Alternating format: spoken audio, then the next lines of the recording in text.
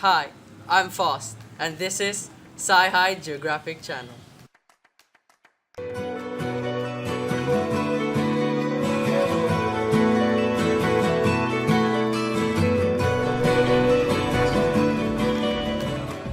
Here, you will learn how biodiversity can influence the stability of an ecosystem, the relationship between population growth and carrying capacity of a specific environment. You will become aware of the different human activities that have a negative impact on the environment and propose projects that will help protect and conserve the biodiversity you have in your community. Our community? Well, here's how it goes.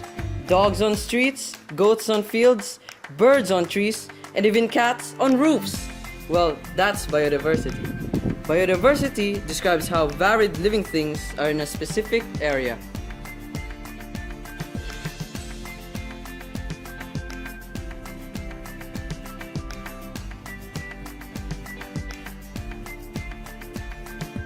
Organisms are part of biodiversity. These organisms are also important in maintaining balance in the ecosystem as they performing their specific roles.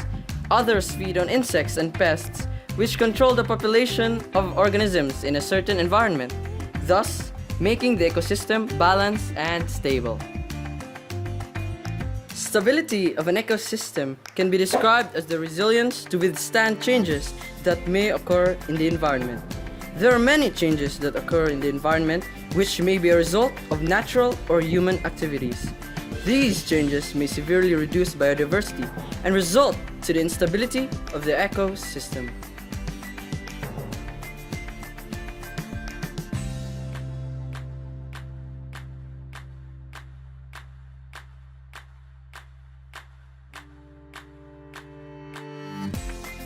Moving on to the ups and downs of population growth. One of the main questions ecologists ask themselves is this: why is a population size increasing or decreasing? There are many factors that can cause a population size to change. But first, you must understand the basic reasons behind why a population increases or decreases.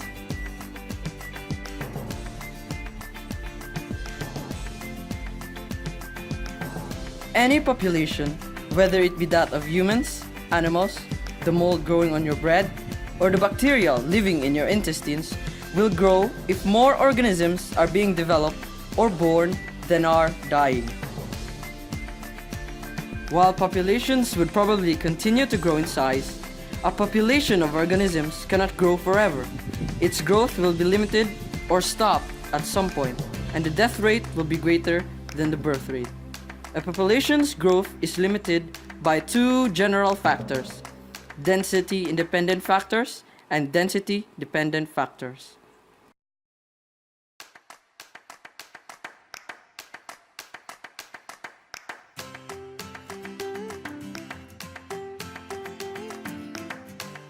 Density-independent limiting factors that can stop a population from growing can be such things as natural disasters, temperature, sunlight, and the activities of humans in the environment. Density-dependent limiting factors come into play when a population reaches a certain number of organisms. For example, when a population reaches a certain size, there won't be enough resources for all of the organisms. This could cause the population to stop growing when it reaches the maximum number of organisms that can be supported or carried by the environment. We have already tackled some of the factors that affect the population density of an ecosystem. Now, let's talk about the limiting factors that depend on population density. First on the list, diseases and parasites. Infectious diseases and parasites spread faster in densely populated areas.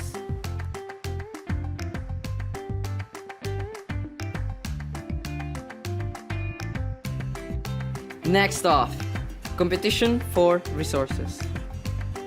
Organisms with better adaptations to obtain resources will be able to produce more often, and its population will grow. The organisms that have limited abilities to compete for the resources will not reproduce as often, may not be fit enough to live long, and can cause their population to decrease.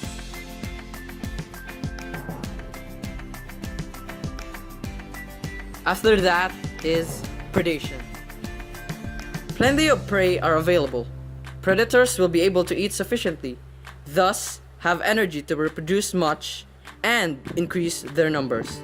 As the number of prey decreases, so will the number of predators, because there is not enough food to sustain them. Finally, emigration. Emigration occurs when, as a population approaches its carrying capacity, and individual organisms leave and go to a new area where they can find enough resources for survival and reproduction. The Philippines is considered as one of the biologically richest country in the world because of its high biodiversity at various levels. Our country has both aquatic and terrestrial ecosystems and also a high degree of endemism, meaning high numbers of native species of flora and fauna are found only in tropical communities. We have all these rich natural biological resources, but we have not truly protected them. We are losing this global heritage due to habitat destruction, overuse, and pollution. As our forests are destroyed at a fast rate, the natural habitats, which are dwelling places of plant and animal species, are also lost. Our coral reefs are badly damaged by destructive fishing methods.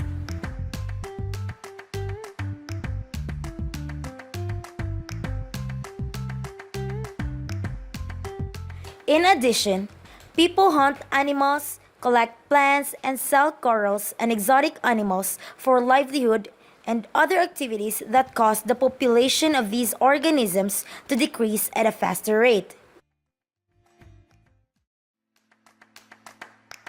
Hence, in view of these harmful human activities, our country is also noted in the world as a hot spot for conservation and protection of species. The rate of development in some parts of the country is extraordinary. The natural landscape has been changed by tall buildings, establishments, housing projects, expressways, railway systems, and overpasses. Other reclaimed areas have been converted into industrial structures and technoparks.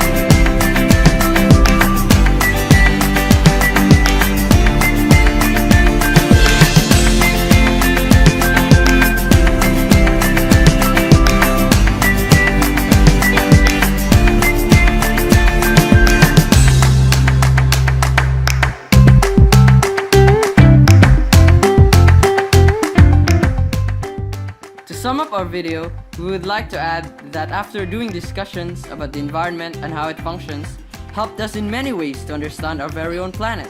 We are hoping that after this video, you are now more knowledgeable about the ecosystem. This is Sci-Hi Geographic Channel, signing off.